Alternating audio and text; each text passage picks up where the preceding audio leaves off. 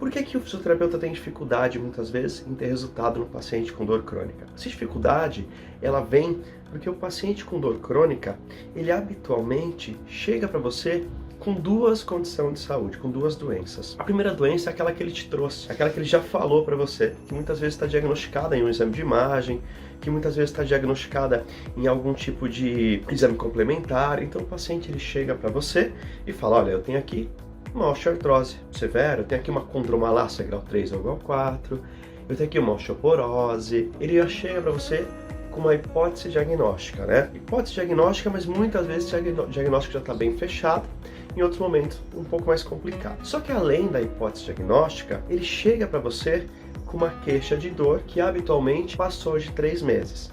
Lembrando que essa queixa de dor que passou de 3 meses, ela pode ter 3 variáveis, né? Não necessariamente o paciente com dor crônica, ele vai experienciar dor todos os dias da vida dele. Isso é importante que você saiba. O paciente com dor crônica, ele pode ter uma dor crônica recorrente. Então, hoje eu estou com dor, amanhã seu paciente não está mais. Então, hoje seu paciente tem dor, amanhã seu paciente não tem. Ou durante a semana, seu paciente tem dor 4 ou 5 dias. Ou passa uma semana com dor, depois não tem. Só que isso manteve o quadro por muito mais de 3 meses. Então, seu paciente tem uma dor crônica recorrente. Seu paciente também pode ter uma dor crônica persistente ou contínua. Todos os dias da vida dele ele experiencia dor.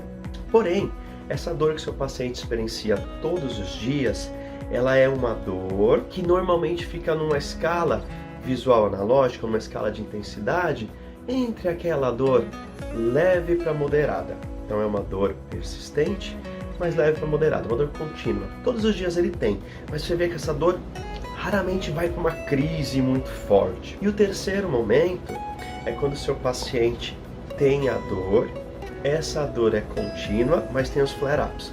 O que é isso? É quando essa dor é contínua, mas ele tem elementos de crises. Imagina assim, aqui ó, é o limiar de dor. Para baixo daqui não sente dor, para cima sente dor. O primeiro perfil de paciente é a dor recorrente.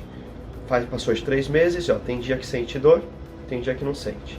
Tem dia que sente, tem dia que não. Segundo perfil de paciente, ele sente dor todos os dias e a dor está aqui assim, ó. Hora é média, hora é leve, média, leve.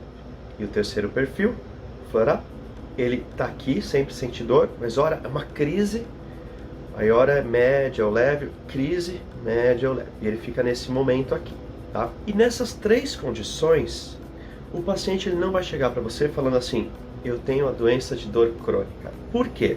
Dor crônica foi entendida como uma doença depois de 2019. Olha como isso é recente. Tendo em vista ainda que passado de 2019 ocorreu todo o momento da pandemia, essa informação que a dor crônica passou a ser reconhecida como uma doença, é uma informação que foi totalmente difundida. Então, poucas pessoas sabem que dor crônica é uma doença. Logo, o seu paciente, ele vai chegar para você com a certeza que ele tem uma doença, a osteoartrose, uma fibromialgia, que ele tem uma... Claro que a fibromialgia ele tem uma percepção maior em relação a dor, mas que ele tem uma doença, que ele teve um acidente vascular encefálico, que ele tem uma fibrose cística, que ele está numa síndrome pós-Covid, ele vai chegar para você com alguma informação. Ele tem uma hérnia de disco, tem uma espondilolistese, uma espondilite anquilosante, uma artrite reumatoide, entendendo para ele que a dor é um sintoma apenas consequência daquela doença, aquele sinal da doença.